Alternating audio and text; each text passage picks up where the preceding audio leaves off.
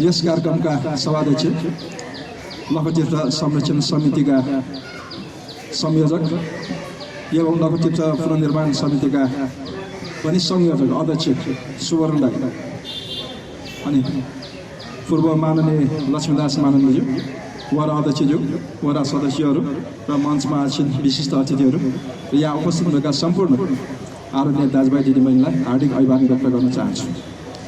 आज एउटा ऐतिहासिक कामको पुनर्निर्माण हामीले गर्न गइरहेका छौँ। आज मलाई धेरै खुसी पनि लागेको छ। दुईजना मेरो दायाँ बायाँ दुईजना परिपक्व व्यक्तिहरू सुवर्ण दाइ र लक्ष्मी दाइको बिचमा बसेर यो कार्यक्रमलाई अगाडि बढाउने अवसर पाएको छौँ।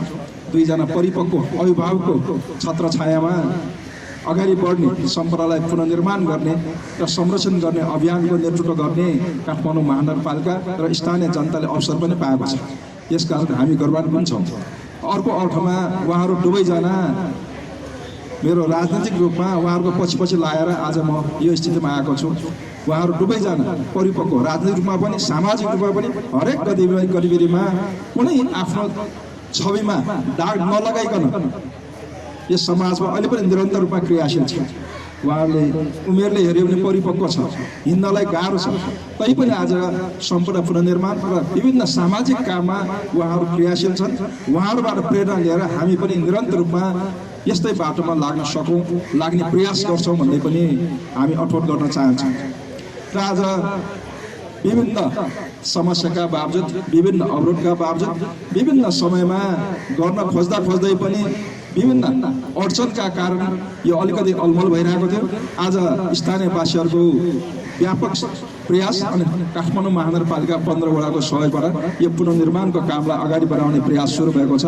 आज हामीले सुरुवात गरेका छौँ। अहिले ईश्वरमानजीले भनिसक्नुभयो, वडा अध्यक्षले भनिसक्नुभयो, अहिले पनि पुनर्निर्माणको क्रममा कहीँ बाधा अडचन नहोस्। केही छ भने समय हुनलाई छलफल गरौँ। अहिले पनि 1 वर्ष भइसक्यो काम गर्नलाई प्रस्तावित यहाँ नक्सा पनि पेश भएको छ। त्यसमा संशोधन गर्नुपर्ने छ भने अझ त्यसलाई परिपक्व ढङ्गले अगाडि बढाउनु छ भने कसैको सुझाव छ भने सुझाव दिनुहोस् भनेका छन्। तर हाम्रो चाहिँ कहिलेकाहीँ काम गर्ने बेलामा सुझाव माग्ने बेला कोही पनि बोल्दैन। जब काम सुरु गर्छौँ त्यसमा विभिन्न बहानामा बाधा अडचन गर्ने काम गर्छौँ। त्यसकारण त्यस्तो नहोस्। आज हामीले एउटा शुभ साइडमा यसको शिलान्यास कार्यक्रम आज सुरुवात गर्दैछौँ। यस सुरुवात सँगसँगै यो कम्पाउन्ड वाल मात्र होइन, समग्र लखतीर्थलाई संरक्षणको काम आजबाट सुरुवात भयो भन्ने किसिमको उद्घोष हामी गर्न चाहन्छौँ।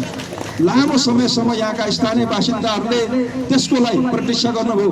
काठमाडौँ महानगरपालिकाले पनि स्थानीय आवाजलाई सम्बोधन गरेर बजेट पनि व्यवस्था गर्यौँ, तर बजेट अनुसार हामीले काम गर्न सकेनौँ। तर आज यस सुरुवात भयो, अब सम्पन्न हुन्छ। र बजेटको सम्बन्धमा मैले त्यसबेला पनि भनेको थिएँ, हामी बजेट अनुसार योजना होइन, योजना अनुसारको बजेट व्यवस्थापन गर्छौँ। र त्यसबेला 50 लाख राख्दाखेरि पनि हामीसँग योजना थिएन। अन्दाजी 50 लाख भयो भने यहाँ काम सम्पन्न हुन्छ कि भनेर हामीले बजेट राखेका थियौँ। तर पछि डिपिआर गरेर जति बजेट लाग्छ, बजेट डिपिआर अनुसारको बजेट काठमाडौँ महानगरपालिकाले विनियोजन गर्छ। तपाईँहरू काम अगाडि बढाउन हामी अनुरोध गर्न चाहन्छौँ।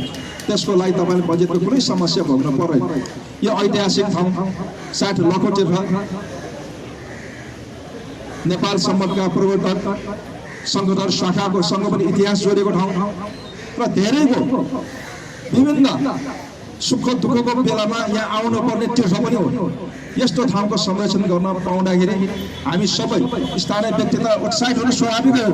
काठमाडौँ महानगरपालिका सिङ्गो हामी गौरवान्वित भएका छौँ। त्यसकारण यसलाई स्थानीय जनताको अगुवाईमा स्थानीय सरकारले यसलाई चाहिने सहयोग गर्छ। स्थानीय सरकार तपाईँहरूको पछि छ। स्थानीय सरकार तपाईँको नि हो भनेर बुझेर अगाडि बढ्न म अनुरोध गर्न चाहन्छु। त्यसकारण कुनै बाधा अडचन नआउने गरेर नै काम अगाडि बढ्छ।